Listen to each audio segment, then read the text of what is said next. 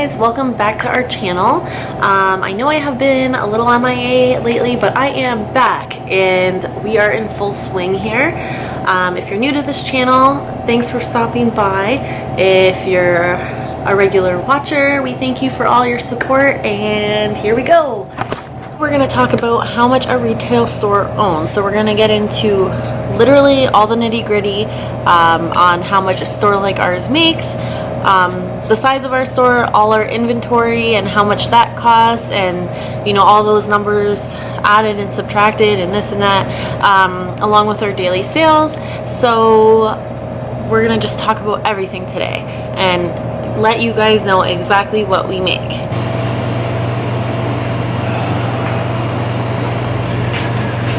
What's up, guys? Yeah, we're living the dream here. No, you know what? We wanted to do a sales day on a Thursday, just to show you the reality of how much sales can fluctuate between a very slow weekday to a very busy weekend when you're in retail.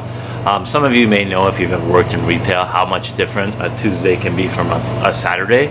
So yeah, we wanted to really get into that and really show you the reality of this business. So Felicia's just taking a delivery. We try to get all of our deliveries on Thursdays and Wednesdays because then we have time to stock them, because the store doesn't have as much flow.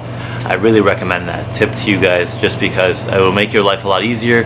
You can fill up your store for the weekend. You always want to do things for your busiest days, on your slower days when you have more time. Oh, by the way, if you are new here, please support our small business and this channel by giving it a thumbs up. It really helps this channel grow, and the YouTube algorithm really likes it, if you know what that means or not.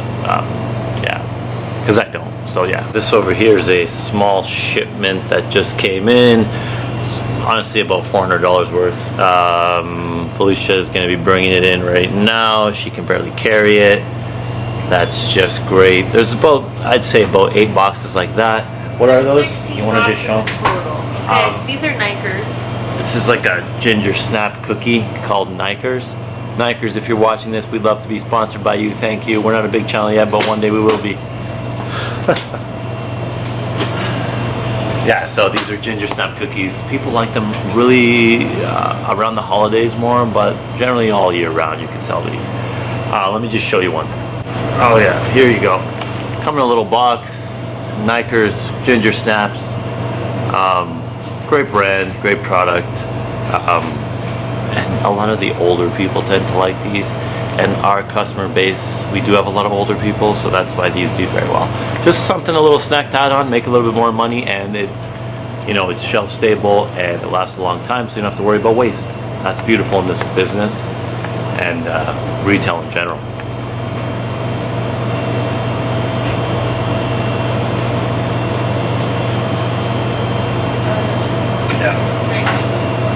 I show you today is usually marked up 35 to 40%. That's generally retail margins. Some things will be higher and some things will be lower, but it really depends what the item is. Like for our produce, we try to go 50% margin, sometimes closer to 60, 70, because so much waste is involved with produce. So that higher margin ends up offsetting the amount we throw out and covering the waste and all that. So things like these dry goods are going to be around 30 to 40% margins. For example, we paid $2 for the Nikers, and I think we're charging $3.49 around there. Yeah, things like snacks like that at the front really do very well. People will pick them up 10 times more often if they're right at the front till. They have to go by there. It's an impulse buy. Plus, there's a lot of kids around there, so sweets and things like that do very good near the till. We also keep them near the lunch section because, you know, you pick up a sandwich, a drink, and maybe you want to snack with it, so those do well there. Just try to theme your store out with things that go together. I know you probably, you know, that's common sense, but I go into a lot of stores still, and things are scattered all over the place. And, you know, you have your gluten-free stuff over here, but then you also have gluten-free stuff over there.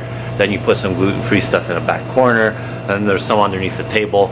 You know, you keep like things together, like chips and salsa is what I'm getting at, because it'll help build bigger orders and higher average sales. So Currently I'm slow at doing this. So Ray's taking over. This is a can of soup. Baxter Soups. Let's just see what we got here. So it's about 11 o'clock. You know, we have a little bit of in and out traffic. It definitely is a very easygoing morning. It's Thursday and we expect it. So we're at about 2:05 right now in sales. You know, that's fine. We're not crying about it. At least not on camera. Yes. So we got Brianna's salad dressing here. Make about $2.50 a piece on this. 30 to 40% margins. Morning. We got a customer. So there's going to be a half-hour stretches, an hour stretch where you get 1 or 2 customers that come into your store, and you're going to be like, this is a waste of a day. However, you know, that's how it flows. I'm telling you, 1 hour you'll have 30 customers, and the next hour you'll probably have 1, sometimes none. It really depends on the weather and the day. It really doesn't make sense on why it works like that, but I always tend to see, you know, a lot of ebb and flow. You know, you go from nothing and all of a sudden you don't know what to fill first. So make sure you're not getting discouraged, because the customers will come. The day is long. I wish I could take my own advice, because I still fall for the same mentality that if it's slow, it's going to be a slow day. However, the people will come if you have a good store, of course. You know, it's demoralizing. To be honest, you sit here and you wait on customers and you fill and you wait on customers and you got all this great stuff that no one's taking. And you have to realize that people's day does not revolve around your store. When you first open, you think, oh, this store is always going to be the center of everyone's universe because it's new and it's mine and it's amazing. But you have to realize people are very busy. People have so many other options to go to that people will come when they can come.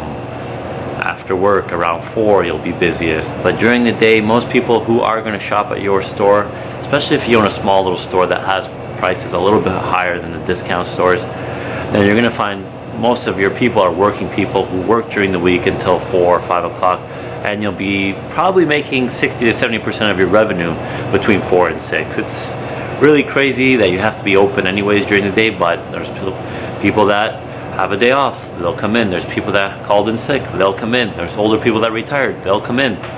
So yeah,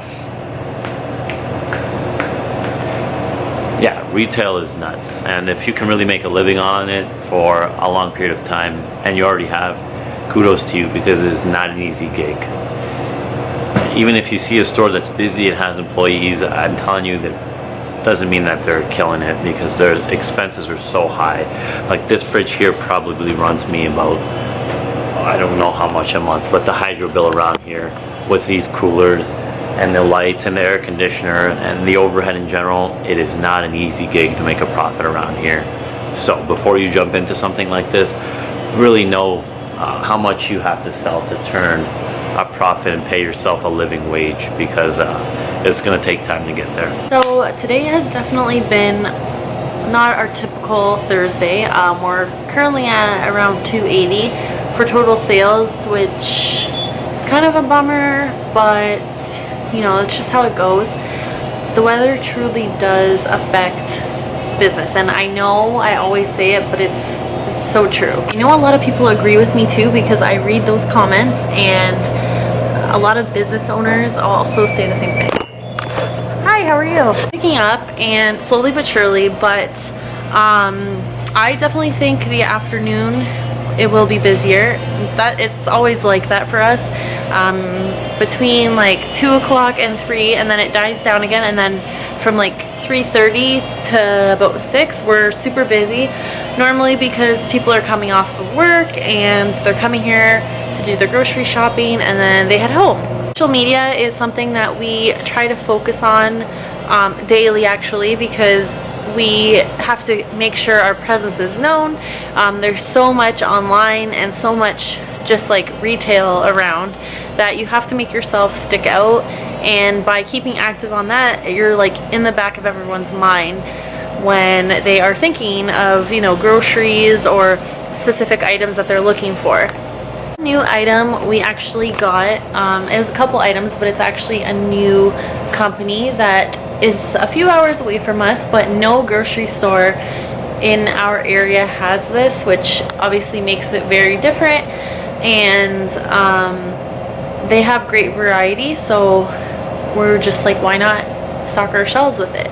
It's actually a plant-based deli here, and they actually have some pretty cool things that you wouldn't find in regular grocery stores, like chicken parmesan, no Kobe beef, and then a bunch of different cheeses. So we have some more up here, but yeah, it's just a very different company. Find a way to differentiate yourself. Differentiate? Did I say that right? Probably not. Anyways, if you could find a way to be different from other stores, the better it will be for you as a small business, just because you can't actually compete with big box stores and, you know, when they have sales and things like that. So to bring in different products that nobody else has is a great way to, you know, just keep going and to just really build on your business. So like we said, we actually got very busy within a half hour. I just don't get it, but here we are trying to clean up after all the things we were prepping to get out there as people came in and ordered a few things. Yeah, that's just the way it goes. And total sales right now is 401. We're moving up. Yeah, the reality is, you know, we have about 5 hours left, and we're gonna most likely get our usual trend of after work customers. So we'll probably end off at 1200. I'm hoping. We'll see how it goes. And yeah, Felicia, how you doing? I'm doing good. She was a little bit stressed up there because I was back here trying to get things going, and she was cashing everybody out. And some of my family members came in to talk too, but when you have a business like this, a lot of people will come in just to hang out, you know, if they have some time. And that doesn't always work out well for you because you can't tell them to leave because you're busy. But you do need to be firm enough to tell them, hey, I gotta go do this. Can I talk to you later, like when I'm done? Because people think because you're the boss, there's no one can tell you what to do. But if you want to make money, you have to do it yourself. You feel me on that? Yes. Yes. Like, people will come in just to chill, but we gotta work because we gotta make money. Boss or no boss. This happens especially with like certain people. Once a week maybe. We love you. We just can't talk right now. We have one customer. She lives alone, and it's like 45 minutes of. Yeah. Actually, not even just family. Your customers that get to know you will come in and do exactly what Felicia said. Just stand there and talk to you when you're trying to get things done, because they just, they don't see an urgency. They don't see the urgency. If they don't see customers in the store, you're like, oh, they're not busy. But there's so many things to prep and do when customers do show up that, you know, you need to be firm. Like, hey, I gotta go do this, you know, bye. Catch you later. Love you, but bye.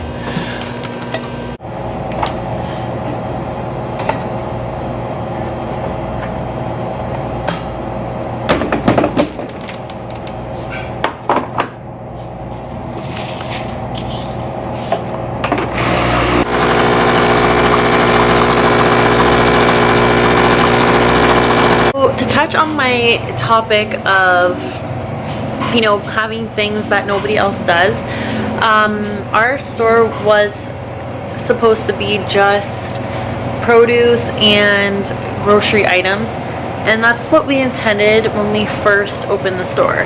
However, sadly to say, and I'll be completely honest, I don't think we would have survived this thus far if we just stuck to that, just because we realized a lot of people, especially in the city that we live, they are deal chasers. So they will drive, you know, 15-20 minutes to go get their items that they could literally just get where they are for 10 cents, 20 cents cheaper.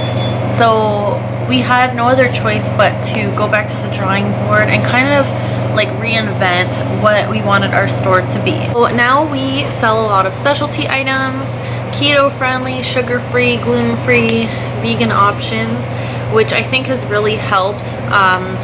And you know, again, we want to have things that the big stores don't have. So total sales are 707 right now. It's about 3 o'clock. Yeah, it picked up nicely. I dealt with a customer that was very difficult, we'll put it that way. Just complaining about everything, prices, things that looked different at other stores but were cheaper. And you're going to get a lot of that in retail. People will always complain about your prices no matter what they are. And if they're not complaining about your prices, sometimes you might be underpricing your stuff. So be very careful. You know, if your store is busy and it's always full and there's going to be one or two people that complain about your prices, don't think you have to drop your prices, because I'm telling you, people will always complain about your prices. You know what I start doing, honestly, when people start complaining about prices? I honestly just tell them, I agree with you, things are expensive right now, and that's it. Usually that works. You know, I agree with you, things are expensive right now. That kind of indicates to them that, you know, I understand that they're expensive and I'm buying them when they're expensive, because this is the prices of the things in the world right now. Like tomatoes, if tomatoes go up, I have to charge more. So that's what I tell them. You know, if my prices go up, these prices have to go up, right? We have to keep the lights on, right? And 95% of people are okay. They kind of understand that. It's the other maybe 5 to 10% that are just what's the word here? You just can't satisfy them. They're unsatisfiable, unsatiable. Anyways, you know what I'm getting at. That no matter what you tell them, they'll never believe you. They'll just think you're greedy and try to make a quick buck. So I actually got quite busy. Felicia's taking her, you got on a 2-minute or a 3-minute? 40-minute lunch. Yeah, okay. And when you run a store for yourself and you starve to death, you basically just eat here and there, you know, like sneak around, grab a muffin, sneak around, grab an apple, sneak around, grab a chicken pot pie, right? Bring over that chicken pot pie. You're gonna love this. and this is literally our dinner tonight. When you own a retail store, people that want to sell things to you will bring you samples. At least once a week we get chicken pot pie, frozen pizzas. All local people or even vendors that want you to start buying from them will bring you free samples. So you end up eating good even if you ain't making any money. Okay, did you need to add anything? Sales are not bad. I got also samples of like these desserts, so I'm trying them all. Okay, Because you already had, where's mine? you said one was not good. We got 6 free desserts and she ate 4 of them. I ate 1.5. Yeah, the good ones. Yeah, sales, current sales, $7.89. Okay, we're moving up. Let me remind you that does not mean $7.89 goes for In my pocket. in our pocket. This is just profit. You know, we need to make $600 here probably just to break even in revenue. In profit, you know, at the end of the day, it's 30 to 40% off our revenue. So if we end up with $1,000 today, it's about 350 in profit, and it probably costs us $200 a day to be here between rent, electricity, phone, internet. You gotta pay the girl over here. You know, And I don't come cheap. yeah. See this sweater? This is her salary. She's living rich here. New shoes, new boots. You know what I mean? So 4 deliveries later today, a couple complaining customers, and a lot of regulars came through. A couple of our local vendors came in, and that's always nice to see them and see what's going on with their business and how we can help them, and they can help us carry things that sell. You really have to be part of the small business community when you open up a retail store, so you know what's going on. You know what's selling here, you know what's selling there, you know what's working for others, and just be open to competition around town, because I'm telling you, it's going to happen and you can't get scared. Competition keeps you on your toes. I just wanted to show you a regular day in our life as a retail owner. Total sales today for a Thursday, you know, it wasn't crazy. We probably made a bit of profit. Around, what's the numbers that fell? 982. Not bad, not bad. I'm happy with that for a Thursday. Never look at it day by day, but I just want to give you an example of a slow Thursday. thanks for watching this, guys. Please subscribe if you're into anything I said today. And yeah, this one's signing up too. Bye. The thumb. I'm not thumb. The thumb. Ciao.